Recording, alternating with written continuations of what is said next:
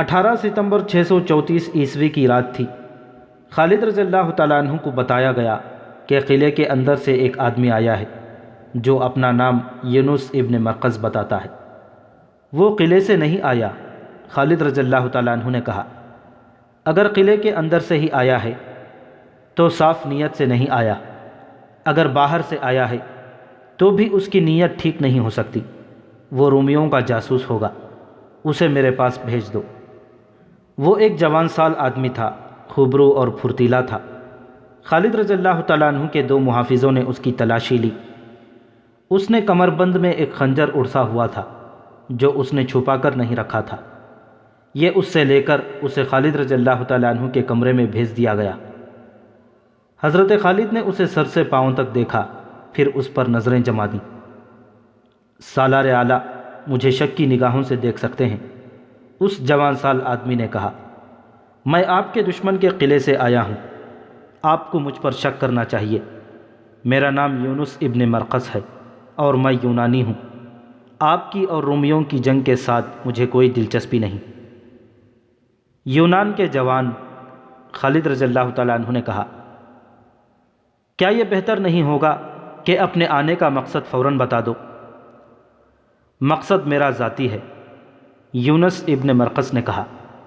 اگر آپ یہ پورا کر دیں تو میں آپ کی مدد کر سکتا ہوں۔ تو میری مدد کیا کر سکتا ہے؟ میں آپ کو قلعے کے اندر پہنچا سکتا ہوں، یونس ابن مرقس نے کہا۔ پھر دمشق آپ کا ہوگا۔ تو قلعے سے نکلا کیسے؟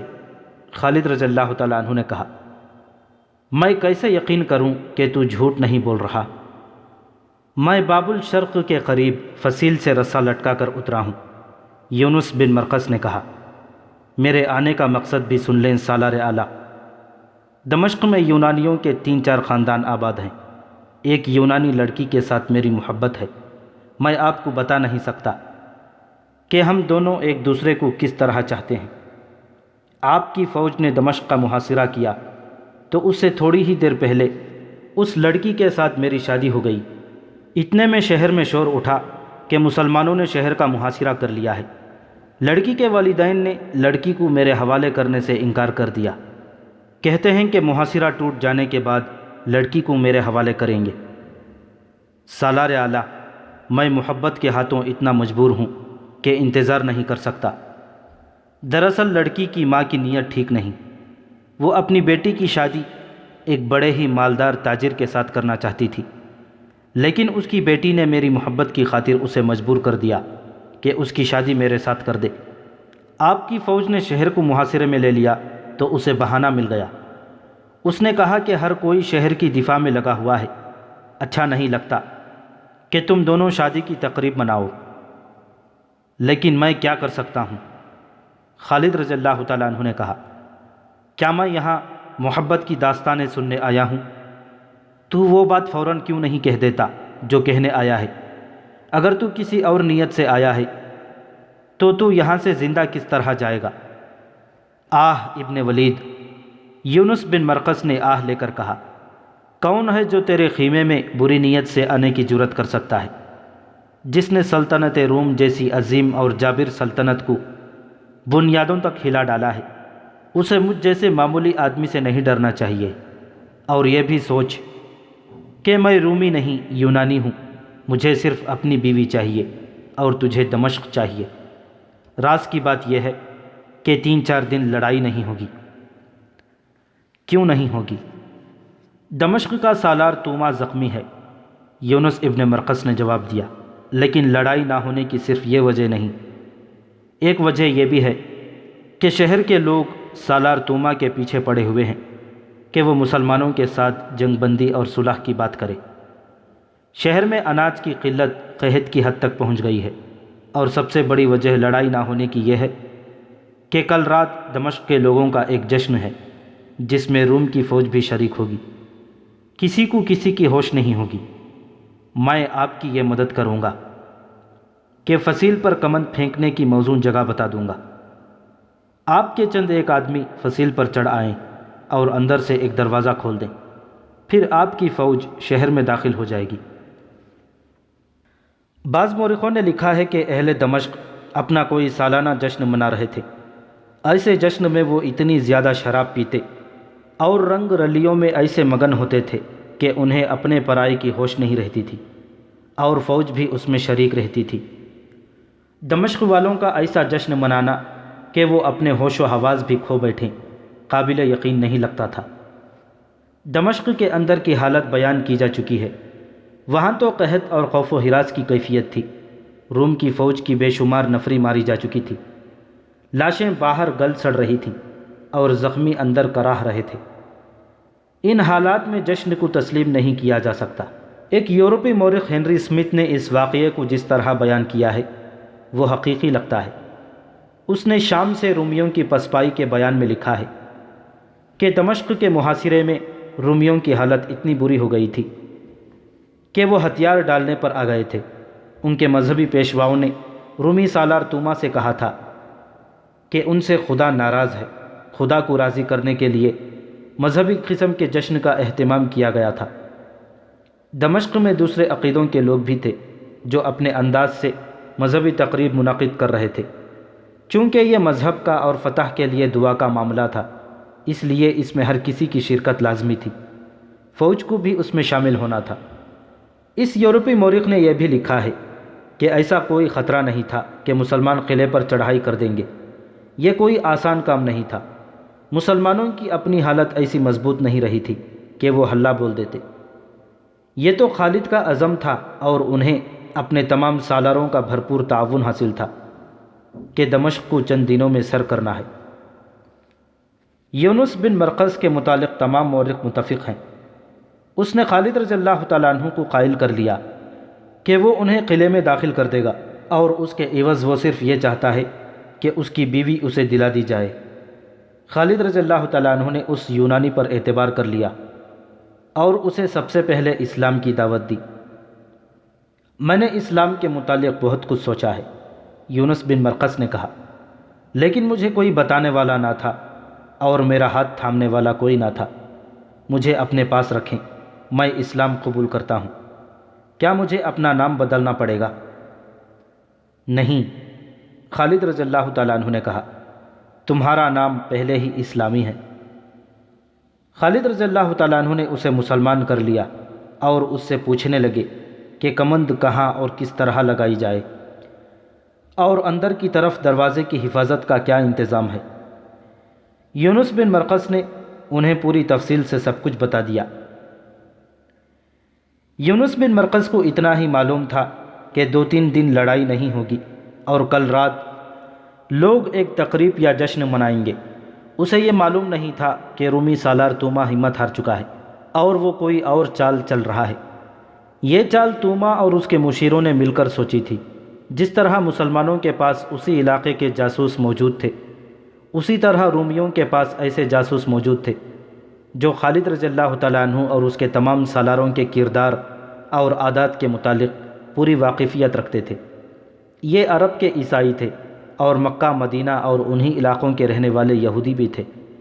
یہ سب صرف جاسوس ہی نہیں تھے، بلکہ ان میں سے 2-4 توما کے مشیر بھی بنے ہوئے تھے۔ توما نے باہر نکل کر مسلمانوں پر حملے کیے تھے، پورا زور لگایا تھا، مگر سوائے جانی نقصان کے اسے کچھ بھی حاصل نہ ہوا تھا۔ شہریوں نے اسے الگ پریشان کر رکھا تھا۔ شہر میں خوراک ختم ہو چکی تھی اور اس کی اپنی حالت یہ تھی کہ ایک تیر کا اگلا حصہ اس کی آنکھ میں اترا ہوا تھا اور اوپر پٹی بندھی ہوئی تھی۔ پھر بھی میں شہر کو تباہی اور لوٹ مار سے اور لوگوں کو قتل عام سے بچانا چاہتا ہوں۔ توما نے اپنے سالاروں اور مشیروں کو بلا کر انہیں اپنی صورتحال بتائی اور کہا، ہم اب لڑ نہیں سکتے، مسلمان آسانی سے اندر نہیں آ سکتے، لیکن اناج اور رسد کا جو حال ہے وہ تم سب جانتے ہو۔ مسلمانوں نے صرف محاصرہ ہی جاری رکھا تو لوگ بھوک سے مرنے لگیں گے، اور وہ بغاوت بھی کر سکتے ہیں۔ ایک مشیر نے کہا، بغاوت کریں یا نہ کریں؟ توما نے کہا، یہ میرا فرض ہے کہ انہیں ہر تکلیف سے بچائے رکھوں۔ مجھے تمہارے مشوروں کی ضرورت ہے۔ کیا کوئی ایسی صورت ہو سکتی ہے کہ ہم شہر خالی کرنا چاہیں تو مسلمان ہمیں اجازت دے دیں اور ہمیں کوئی نقصان نہ اٹھانا پڑے؟ خالد بن ولید بڑا جابر سالار ہے، ایک یہودی مشیر نے کہا، وہ ہمیں پرامن طریقے سے نہیں نکلنے دے گا، اس کی فوج کا جو نقصان ہو چکا ہے وہ کبھی نہیں بخشے گا، ہمیں کہے گا کہ اسلام قبول کرو۔ یہ میں کبھی نہیں کروں گا، توما نے کہا، اگر آپ نہیں کریں گے تو وہ آپ سے اتنا تاوان مانگے گا جو آپ اپنے خزانے کے علاوہ لوگوں کے گھروں سے اکٹھا کریں تو بھی مشکل سے پورا ہوگا۔ یہودی مشیر نے کہا۔ توما گہری سوچ میں پڑ گیا۔ ان میں کوئی سالار ایسا ہے جو نرم مزاج ہو؟ اس نے پوچھا۔ ابو عبیدہ، یہودی نے جواب دیا، بڑا ہی قابل، بڑا ہی دلیر سالار ہے، مگر رحم دل ہے۔ اپنی فوج میں اس کی حیثیت کیا ہے؟ ابن ولید کے بعد حیثیت ابو عبیدہ کی ہے، دوسرے یہودی نے کہا۔ ان کی خلافت میں جو قدر و منزلت ابو عبیدہ کی ہے وہ ابن ولید کو نہیں۔ ابن ولید کا درجہ اس کے بعد کا ہے۔ تمام مسلمان خود خلیفہ اور ابن ولید ابو عبیدہ کا احترام کرتے ہیں۔ یہاں سے توما کے دماغ میں ایک فریب کاری آ گئی۔ یہودی اور عیسائی عرب مشیروں اور دانشوروں نے اس کی رہنمائی اور مدد کی اور ایک منصوبہ تیار ہو گیا جو مختصر اس طرح تھا کہ توما ابو عبیدہ رضی اللہ تعالیٰ عنہ کے آگے اس شرط پر ہتھیار ڈالے گا کہ اسے، اس کی فوج اور شہر کے ہر باشندے کو جو شہر چھوڑ کر جانا چاہے، اسے اس کے مال و اسباب، عورتوں اور بچوں سمیت نکل جانے دیا جائے، شہر میں لوٹ مار نہ ہو۔ توما نے یہ فیصلہ کر لیا تھا کہ وہ جزیہ ادا کرے گا۔ یہ بھی طے پایا کہ خالد رضی اللہ تعالیٰ عنہ کو قبل از وقت پتہ نہ چلے۔ یہ منصوبہ اس بنیاد پر بنایا گیا تھا کہ ابو عبیدہ رضی اللہ تعالیٰ عنہ شہر کے اس دروازے باب جابیہ کے سامنے اپنے دستوں کے ساتھ تھے جو اس دروازے باب شرق کے بالمقابل تھا۔ دونوں دروازوں کے درمیان پورا شہر حائل تھا اور فاصلہ 1 میل سے کچھ زیادہ تھا۔ توما آسانی سے اپنے ایلچی ابو عبیدہ رضی اللہ تعالیٰ عنہ کے پاس بھیج سکتا تھا۔ توما نے یہ کانفرنس اس رات سے 2-3 راتیں پہلے منعقد کی تھیں جس رات یونس ابن مرقس خالد رضی اللہ تعالیٰ عنہ کے پاس آیا تھا۔ اگلی رات کا واقعہ ہے۔ خالد رضی اللہ تعالیٰ عنہ، قعقاع اور ایک بڑے بہادر مجاہد مذعور بن عدی شہر پناہ کے دروازے باب شرق سے کچھ دور کھڑے تھے۔ ان کے ہاتھوں میں رسے تھے۔ دیوار کے ساتھ لگے 100 مجاہدین کھڑے تھے۔ یہ سارے لشکر میں سے چنے ہوئے نڈر اور ذہین مجاہدین تھے۔ یونس بن مرقس خالد رضی اللہ تعالیٰ عنہ کے ساتھ تھا۔ اسی نے خالد کو یہ جگہ بتائی تھی۔ وہ رسے کے ذریعے یہیں سے اترا تھا۔ حضرت خالد اپنی زندگی کا بہت بڑا خطرہ مول لے رہے تھے۔ وہ سپہ سالار تھے، انہیں اوپر نہیں جانا چاہیے تھا۔ پکڑے جانے کا امکان تھا، مارے جانے کا خطرہ تھا، لیکن اس خطرے میں وہ کسی اور کو نہیں ڈالنا چاہتے تھے۔ انہیں اعتماد تھا کہ ان کے نہ ہونے سے مجاہدین میں بددلی نہیں پھیلے گی اور ابو عبیدہ رضی اللہ تعالیٰ عنہ ان کی جگہ لے لیں گے۔ یہ فیصلہ پہلے ہی ہو چکا تھا کہ حضرت خالد کی غیر حاضری میں سالار اعلیٰ ابو عبیدہ ہوں گے۔ خالد رضی اللہ تعالیٰ عنہ نے اپنے ہاتھ سے کمند اوپر پھینکی۔ دیوار کی بلندی 13-14 گز تھی۔ کمند دیوار کے اوپر اٹک گئی۔ انہوں نے کچھ دیر انتظار کیا۔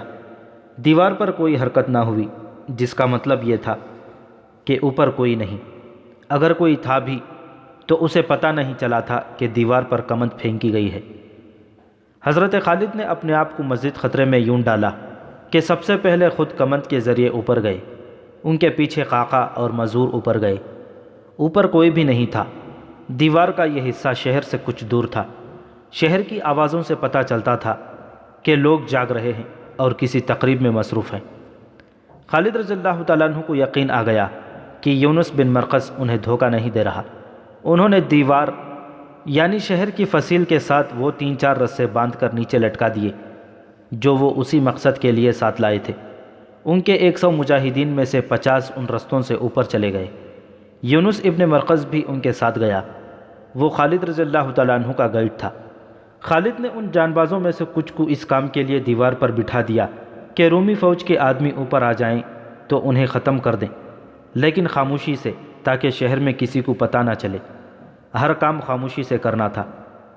حضرت خالد نے قعقاع اور مذعور کو اپنے ساتھ رکھا اور 50 جانبازوں میں سے باقی کو اپنے ساتھ فصیل سے اتار کر لے گئے۔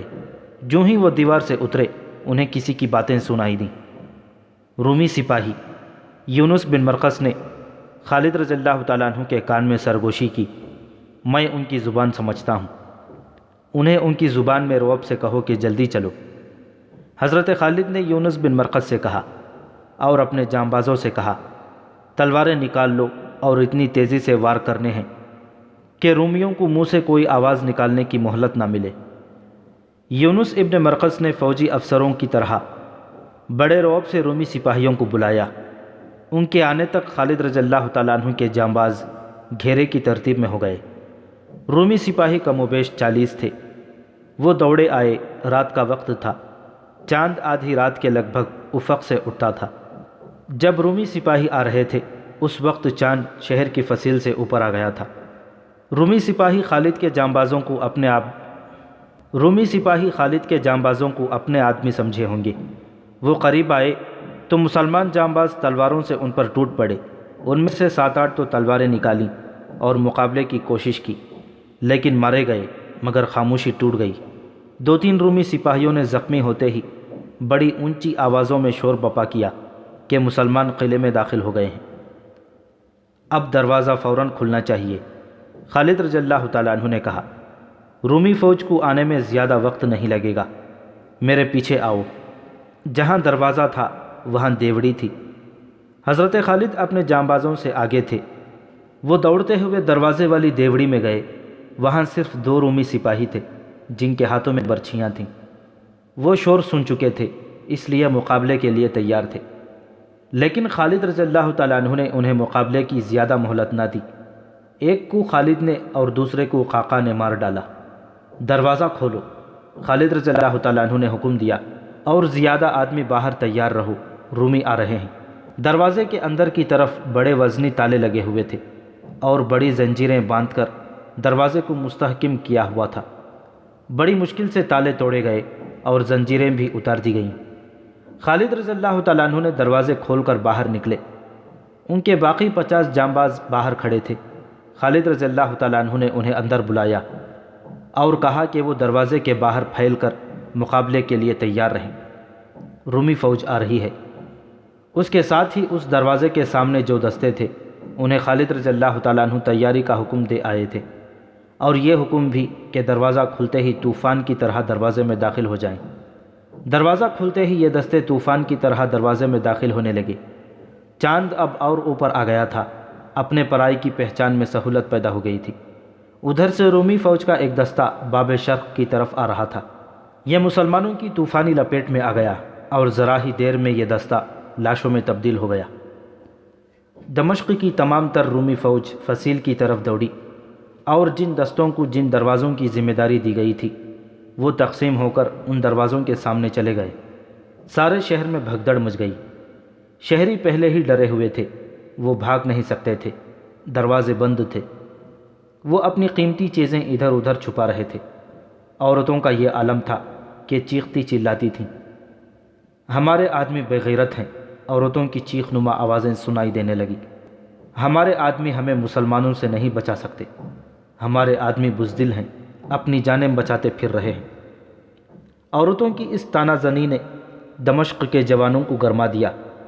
وہ تلواریں اور برچھیاں لے کر نکل آئے۔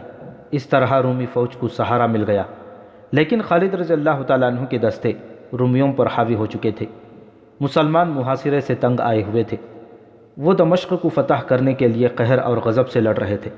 تقریباً تمام مورخوں نے لکھا ہے کہ خالد رضی اللہ تعالیٰ عنہ نے ایسا دانستہ طور پر کیا تھا، یا ان کے پاس اتنا وقت نہیں تھا کہ انہوں نے دوسرے دروازوں پر جو سالار متعین کیے تھے انہیں نہ بتایا کہ آج رات وہ کیا کرنے والے ہیں۔ حضرت خالد نے ابو عبیدہ رضی اللہ تعالیٰ عنہ کو اطلاع نہ دی کہ وہ بہت بڑا خطرہ مول لے رہے ہیں۔ کسی بھی تاریخ میں اس سوال کا جواب نہیں ملتا کہ حضرت خالد نے ایسی غلطی کیوں کی تھی۔ ابو عبیدہ رضی اللہ تعالیٰ عنہ وہاں سے بہت دور تھے۔ انہوں نے شہر میں شور سنا تو کہنے لگے کہ رومیوں نے کسی دروازے سے باہر جا کر اس دروازے والے مسلمان دستوں پر حملہ کیا ہے۔ رومی ایسے حملے پہلے بھی کر چکے تھے۔ دوسرے دروازوں والے مسلمان سالار بھی غلط فہمی میں رہے۔ خالد رضی اللہ تعالیٰ عنہ شہر کے اندر اتنے الجھ گئے تھے کہ دوسرے سالاروں کو اندر نہ بلا سکے۔ انہوں نے شاید یہ بھی سوچا ہوگا کہ دوسرے سالار دروازوں کے باہر اپنے دستوں کو تیار رکھیں تاکہ رومی فوج کسی دروازے سے بھاگ نہ سکے۔ یہ بھی ذہن میں رکھیں کہ مسلمان دستے شہر کی فصیل اور دروازوں کے قریب نہیں تھے، وہ فصیل سے کم از کم 1 میل دور تھے۔ قریب ہو کر وہ تیروں کی زد میں آتے تھے، اتنی دور سے وہ شہر کے اندر کا شور اچھی طرح نہیں سن سکتے تھے۔ توما کو جب اطلاع ملی کہ مسلمان شہر میں داخل ہو گئے ہیں تو اس نے اپنے مشیروں کو بلایا۔ کون کون سے دروازے سے مسلمان اندر آئے ہیں؟ توما نے پوچھا۔ صرف ایک دروازے سے، اسے کسی نے جواب دیا، شرقی دروازے سے، باقی سب دروازے بند ہیں۔ کیا کسی نے فصیل پر جا کر دیکھا ہے؟ توما نے پوچھا۔ کیا مسلمانوں کی باقی فوج بھی قریب آ گئی ہے؟ دیکھا ہے، اسے جواب ملا۔ ان کے باقی دستے جہاں پہلے تھے وہی ہیں۔ باب جابیہ کو دیکھا ہے؟ توما نے پوچھا۔ کیا ابو عبیدہ کے دستے بھی آگے نہیں آئے؟ نہیں، اسے بتایا گیا، وہ دستے بھی آگے نہیں آئے، یہ صرف ان کے سپہ سالار خالد بن ولید کے دستے ہیں۔ توما کے مشیر اور سالار آ گئے۔ ہم شہر کو نہیں بچا سکیں گے، توما نے ان سے کہا۔ مجھے ابھی تک کسی نے نہیں بتایا کہ مسلمانوں نے دروازہ کھول کس طرح لیا ہے، انہیں اندر سے کوئی مدد نہیں مل سکتی تھی۔ کیا فائدہ یہ سوچنے کا کہ مسلمان شہر میں کس طرح داخل ہو گئے ہیں، ایک مشیر نے کہا۔ وہ اندر آ گئے ہیں، اب یہ سوچنا ہے کہ کیا کیا جائے۔ اسی منصوبے پر عمل کیا جائے جو ہم نے پہلے سوچا تھا، ایک اور مشیر نے کہا۔ ابو عبیدہ کو صلح کا پیغام بھیجیں۔ اس مسئلے پر کچھ تبادلہ خیالات ہوتا رہا، آخر طے پایا کہ ابو عبیدہ رضی اللہ تعالیٰ عنہ کی طرف ایک ایلچی بھیجا جائے، اور میں نے جو دستے محفوظ رکھے ہوئے ہیں انہیں ادھر بھیج دیا جائے جدھر مسلمان اندر آئے ہیں۔ توما نے حکم دیا، انہیں میرا پیغام دیا جائے کہ دمشق شہر کی نہیں بلکہ سلطنت روم کی آبرو اور آن ان کے ہاتھ میں ہے، وہ جانیں قربان کر دیں اور مسلمانوں کے سالار ابن ولید کو زندہ یا مردہ میرے پاس لے کے آئیں۔ ہنری اسمتھ، ابو سعید واقدی اور تبری نے لکھا ہے کہ توما ذہنی طور پر ہتھیار ڈال چکا تھا، وہ اپنے محفوظہ کے دستوں کو اس لیے شہر کی لڑائی میں جھونک رہا تھا کہ خالد رضی اللہ تعالیٰ عنہ کو اپنے فریب کارانہ منصوبے کی کامیابی تک روکا جا سکے۔ اس کے یہودی اور عیسائی مشیر معمولی دماغوں کے آدمی نہیں تھے۔ رات گزرتی جا رہی تھی اور شہر کے اندر کی لڑائی بڑھتی جا رہی تھی، اب گلیوں میں لڑائی ہو رہی تھی۔ پلہ خالد رضی اللہ تعالیٰ عنہ کے دستوں کا بھاری تھا۔ رومیوں کے محفوظہ کے دستوں نے خالد رضی اللہ تعالیٰ عنہ کے لیے مشکل پیدا کر دی، لیکن خالد ہمت ہارنے والے نہیں تھے، ان کے آگے بڑھنے کی رفتار کم ہو گئی تھی۔ ادھر ابو عبیدہ رضی اللہ تعالیٰ عنہ فجر کی نماز پڑھ چکے تو انہیں بتایا گیا کہ رومی سپہ سالار کے 2 ایلچی آئے ہیں۔ ابو عبیدہ رضی اللہ تعالیٰ عنہ نے انہیں بلایا۔ کیا تمہارے سالار کے ابھی ہوش ٹھکانے نہیں آئے؟ ابو عبیدہ رضی اللہ تعالیٰ عنہ نے ایلچیوں سے کہا، کہو تم کیوں آئے ہو؟ سپہ سالار توما کا پیغام لائے ہیں، ایک ایلچی نے کہا۔ جب تک ہتھیار نہیں ڈالو گے میں صلح کے لیے تیار نہیں ہو سکتا، ابو عبیدہ رضی اللہ تعالیٰ عنہ نے کہا۔ اے عرب کے رحم دل سالار، دوسرے ایلچی نے کہا، ہم لڑائی اور خون ریزی ختم کرنے آئے ہیں۔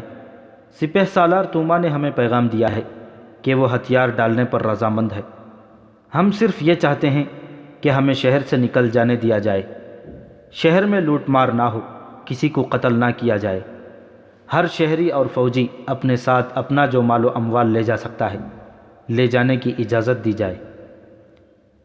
ہم ناحق خون بہانے نہیں آئے ہیں رومیوں۔ ابو عبیدہ رضی اللہ تعالیٰ عنہ نے کہا، خدا کی قسم میں اپنے ان ساتھیوں کا خون تمہیں معاف نہیں کر سکتا جو تم نے بہایا ہے۔ شہنشاہ ہرقل کے داماد سپہ سالار توما نے کہا ہے کہ ہم تاوان ادا کریں گے، ایک ایلچی نے کہا۔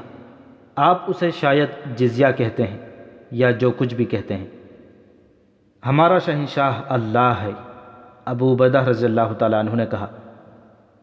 تم نے ہرقل کو اس طرح شہنشاہ کہا ہے جیسے وہ ہمارا بھی شہنشاہ ہو اور وہ ہمیں خیرات دے رہا ہو۔ ہرقل ہتھیار ڈال دے گا تو بھی ہم اسے شہنشاہ ہی کہیں گے، ایلچی نے کہا۔ ہم اس کے نوکر ہیں اور اس کا حکم بجا لاتے ہیں، کیا آپ ہم پر اور دمشق کی عورتوں اور بچوں پر رحم نہیں کریں گے؟ اے سالار مدینہ، دوسرے ایلچی نے کہا، دمشق کے شہری تو لڑنا ہی نہیں چاہتے تھے۔ وہ تو بہت پہلے سے سپہ سالار توما کو کہہ رہے تھے کہ مدینہ والوں کے ساتھ صلح کر لو۔ اگر اسلام کے متعلق ہم نے جو کچھ سنا ہے وہ درست ہے تو آپ کو زیادہ نہیں سوچنا چاہیے۔ خدا کی قسم، ابو عبیدہ رضی اللہ تعالیٰ عنہ نے کہا، تم میرے سپہ سالار خالد بن ولید کے پاس جاتے تو وہ بھی وہی کہتا جو میں کہوں گا۔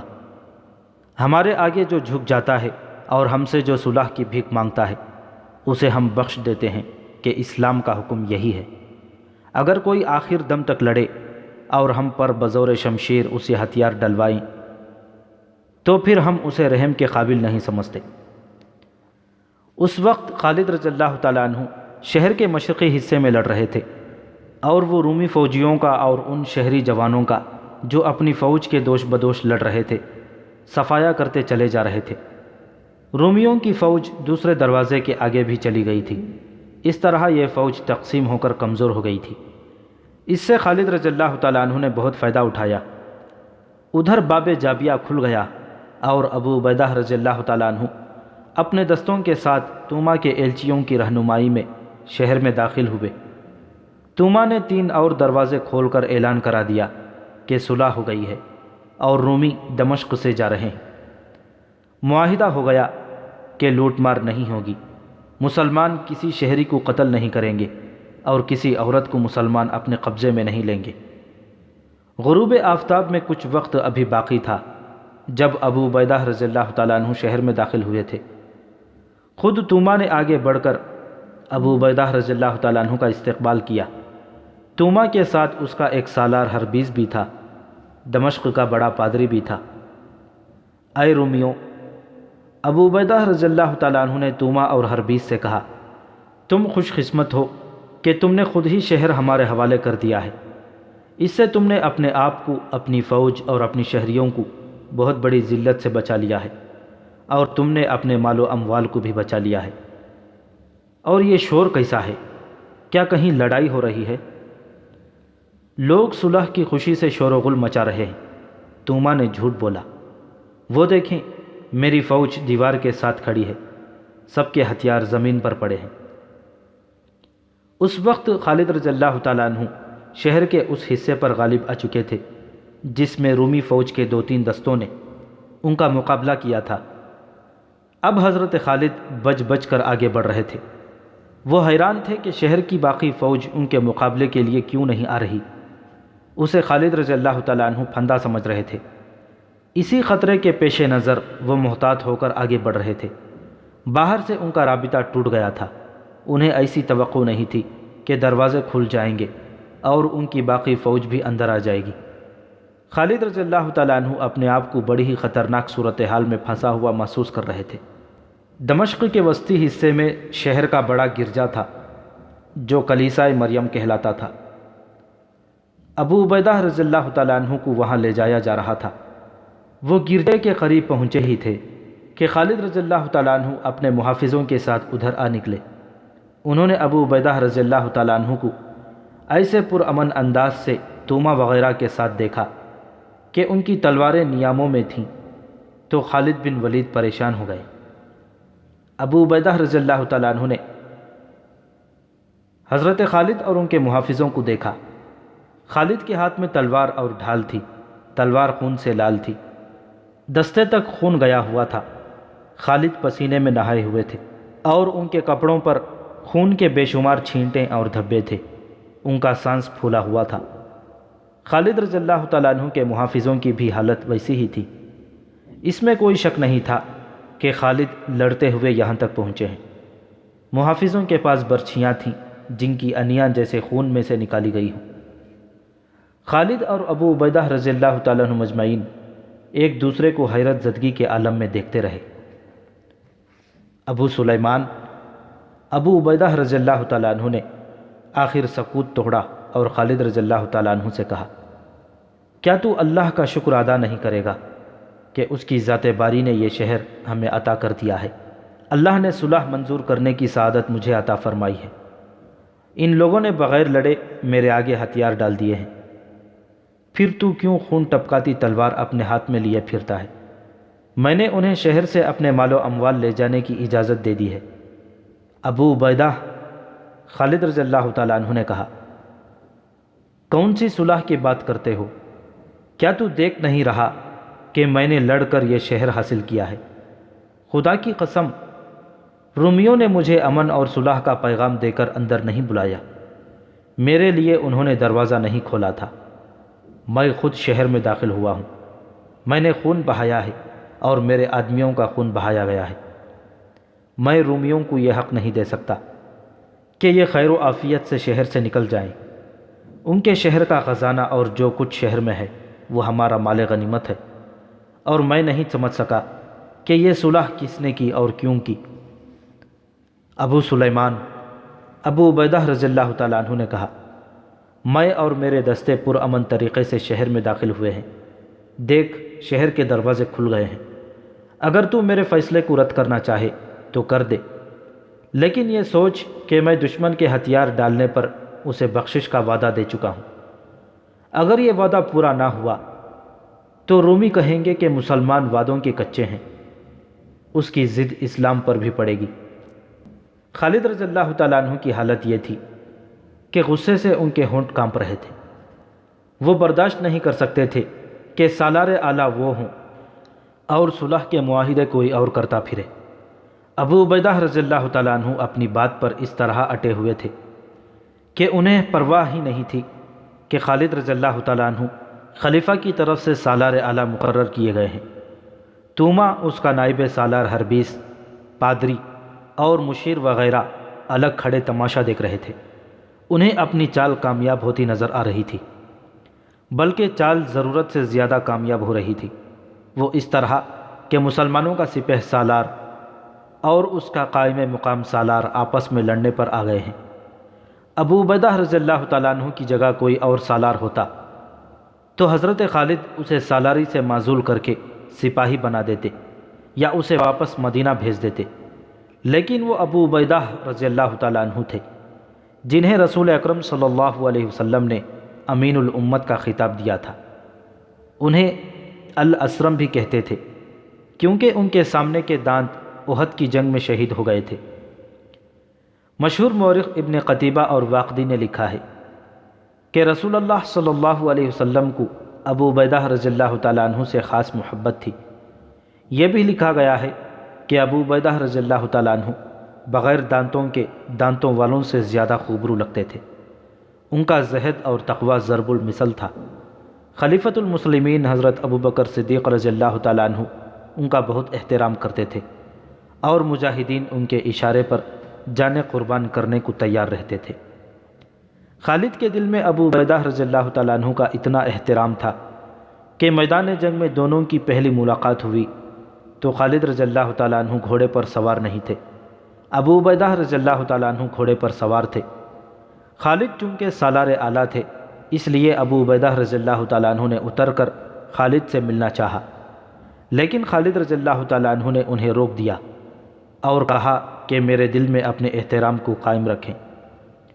وہ ابو عبیدہ اب خالد رضی اللہ تعالیٰ عنہ سے پوچھے بغیر دشمن کے متعلق بڑا اہم فیصلہ کر بیٹھے اور اسے بدلنے پر آمادہ نہیں ہو رہے تھے۔ ابو عبیدہ رضی اللہ تعالیٰ عنہ عشرہ مبشرہ میں سے بھی تھے۔ ابو عبیدہ رضی اللہ تعالیٰ عنہ کی تمام خوبیوں اور اسلامی معاشرے میں ان کی قدر و منزلت کو تسلیم کرتے ہوئے اس دور کے وقائع نگار اور مورخ لکھتے ہیں کہ جنگی امور کی جو سوجھ بوجھ خالد رضی اللہ تعالیٰ عنہ میں تھی وہ ابو عبیدہ رضی اللہ تعالیٰ عنہ میں نہیں تھی۔ وہ باریکیوں کو نہیں سمجھتے تھے، البتہ حرب و ضرب میں مہارت رکھتے تھے۔ میں تجھے امیر مانتا ہوں ابو سلیمان، ابو عبیدہ رضی اللہ تعالیٰ عنہ نے کہا، لیکن یہ سوچ کہ میں اپنے دستوں کے ساتھ پرامن طریقے سے شہر میں لایا گیا ہوں۔ ابن جراح، خالد رضی اللہ تعالیٰ عنہ نے کہا، آ تجھے دکھاؤں کہ میں کس طرح شہر میں داخل ہوا ہوں اور رات سے اب تک مجھے کیسی لڑائی لڑنی پڑی ہے۔ ان رومیوں نے دیکھا ہے کہ یہ لڑ نہیں سکتے اور میں شہر کی اینٹ سے اینٹ بجا دوں گا تو یہ تیرے پاس جا پہنچے، میں انہیں معاف نہیں کروں گا۔ ابو سلیمان، ابو عبیدہ رضی اللہ تعالیٰ عنہ نے دبدبے سے کہا، کیا تو اللہ سے نہیں ڈرتا؟ میں نے انہیں اپنی پناہ میں لے لیا ہے، ان سے حفاظت کا وعدہ کر چکا ہوں۔ لیکن خالد ابو عبیدہ کی بات ماننے پر آمادہ نہیں تھے۔ آہ ابو سلیمان، ابو عبیدہ رضی اللہ تعالیٰ عنہ نے افسوس کے لہجے میں کہا، میں نے جب ان کی شرطیں سن کر انہیں حفاظت کا وعدہ دیا تھا، اس وقت مجھے گمان تک نہ ہوا تھا کہ تو میرے فیصلے پر اعتراض کرے گا۔ میں یہ بھی نہیں جانتا تھا کہ تو لڑ رہا ہے۔ میں نے اپنے اللہ اور رسول کریم صلی اللہ علیہ وسلم کے احکام کے مطابق اور انہی کے نام پر رومیوں کو بخش دیا ہے۔ سمجھ لے ابو سلیمان، میری بات سمجھ لے، مجھے بدعہدی کا ارتکاب نہ کرنے دے۔